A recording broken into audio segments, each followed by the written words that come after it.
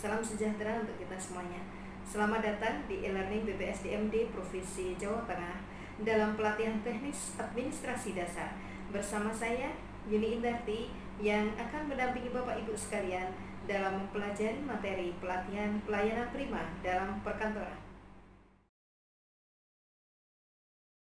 Tujuan pembelajaran. Setelah mempelajari modul ini, peserta pelatihan diharapkan mampu memahami tentang pelayanan prima dalam perkantoran. Indikator keberhasilan. Peserta mampu melayani masyarakat dengan ramah, tepat, dan cepat, menciptakan suasana agar masyarakat merasa dipentingkan, menempatkan masyarakat sebagai mitra kerja, menciptakan inovasi pelayanan yang baik terhadap produk jasa pelayanan, mampu berkompetisi dalam inovasi pelayanan publik, memuaskan masyarakat agar merasa diperhatikan dan dilayani dengan baik, dan memberikan kontribusi positif pada organisasi. Materi pokok yang akan kita pelajari dalam pembelajaran kali ini adalah pengetahuan, keterampilan, dan sikap kerja dalam pelayanan prima, serta tentang keuntungan yang diperoleh dalam pelayanan prima, penyebab pelayanan yang buruk, keahlian yang dibutuhkan dalam memberikan pelayanan prima, serta prosedur penanganan pengaduan. Pelayanan prima merupakan pelayanan publik yang dikelola sedemikian rupa sehingga menghasilkan kinerja pelayanan yang berkualitas tinggi. Secara etimologis, arti dari pelayanan itu sendiri adalah usaha melayani kebutuhan orang lain. Ada 3 karakteristik pelayanan, yaitu pertama, bahwa pelayanan bersifat tidak dapat diraba. Kedua, pelayanan pada kenyataannya terdiri dari tindakan nyata. Ketiga, kegiatan produksi dan konsumsi dalam pelayanan tidak dapat dipisahkan secara nyata karena pada umumnya terjadi dalam waktu dan tempat bersamaan.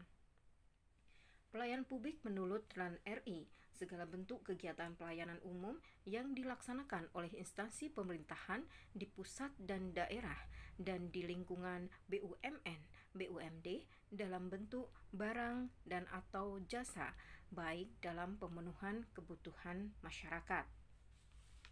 Sedangkan pelayanan publik menurut keputusan Menpan nomor 63 tahun 2003 adalah segala kegiatan pelayanan yang dilaksanakan oleh penyelenggara pelayanan publik sebagai upaya pemenuhan kebutuhan penerima pelayanan maupun pelaksanaan ketentuan peraturan perundang-undangan. Pelayanan publik menurut Undang-Undang Nomor 25 Tahun 2009 adalah kegiatan atau rangkaian kegiatan dalam rangka pemenuhan kebutuhan pelayanan sesuai dengan peraturan perundang-undangan bagi setiap warga negara dan penduduk atas barang dan atau jasa pelayanan administratif yang disediakan oleh penyelenggara pelayanan publik.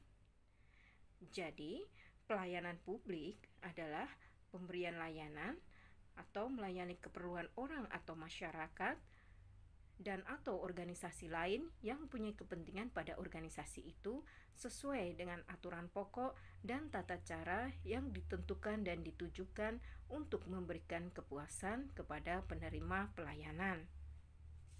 Oleh karena itu, kita kenal unsur-unsur dalam pelayanan publik, yaitu 1. Organisasi penyelenggara, 2. Penerima layanan, dan 3. Kepuasan pelanggan. Lalu apa arti dari pelayanan prima itu sendiri? Pelayanan prima adalah pelayanan yang terbaik dari pemerintah kepada masyarakat atau pengguna jasa. Pelayanan prima ada bila ada standar pelayanan. Pelayanan publik dikatakan prima bila melebihi standar atau sama dengan standar kepada pelanggan, baik pelanggan eksternal maupun internal. Standar pelayanan ini kemudian kita kenal dengan sebutan standar pelayanan minimal. Standar pelayanan minimal yaitu tolok ukur yang dipergunakan sebagai pedoman penyelenggaraan pelayanan dan acuan penilaian kualitas pelayanan sebagai komitmen atau janji dari penyelenggara negara kepada masyarakat untuk memberikan pelayanan yang berkualitas. Dalam memberikan pelayanan, kita mengenal bentuk barang layanan yang dibedakan menjadi 4 macam, yaitu private goods atau barang yang digunakan untuk memenuhi kebutuhan individu yang bersifat pribadi, tool goods, barang yang digunakan bersama-sama dengan bayar biaya penggunaan, collective goods, barang yang digunakan secara bersama-sama, dan common pool goods, barang yang digunakan dan dimiliki umum. Adapun macam pelayanan berupa core service, facilitating service, dan supporting service. Untuk mewujudkan pelayanan prima, maka diperlukan keterampilan berupa terampil berbicara sopan dan ramah pada pelanggan, terampil memberikan senyum, sapa, dan salam kepada masyarakat, terampil mencatat setiap masukan atau keluhan, terampil melayani dengan tulus dan sepenuh hati pada masyarakat, terampil menyatakan terima kasih dengan harapan masyarakat puas dengan pelayanan kita. Adapun sikap seorang pelayan prima harus berpenampilan yang sopan dan serasi, harus berpikiran positif, harus memiliki fisik yang ideal dan sehat secara fisik dan psikis, harus berpikiran logis dalam segala konsep dan tindakan, serta bisa menghargai segala macam pelanggan tanpa diskriminasi.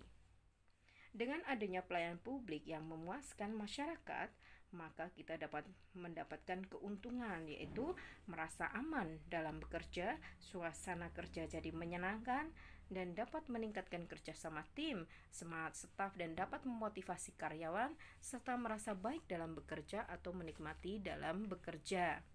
Oleh karena itu, hal-hal yang menyebabkan public service buruk harus kita hindari, seperti kurangnya insentif, kurangnya dukungan, tidak adanya pelatihan yang nyata, karyawan dalam tekanan, dan tidak ada motivasi dalam kerjasama tim, serta kurangnya kesadaran karyawan tentang pentingnya public service itu. Maka perlu dikuasai keahlian dalam memberikan pelayanan prima.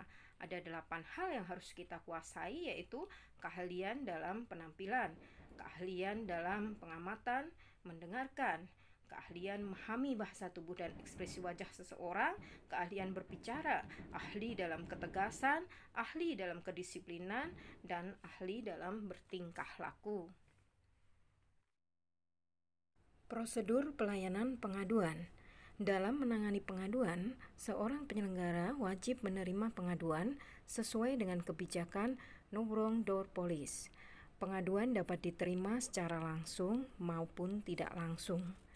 Secara langsung dapat disampaikan secara lisan, sedangkan secara tidak langsung dapat melalui kotak pengaduan, surat, telepon, faksimil, website, surat elektronik, media penyiaran, layanan pesan singkat, atau jejaring sosial dan sejenisnya.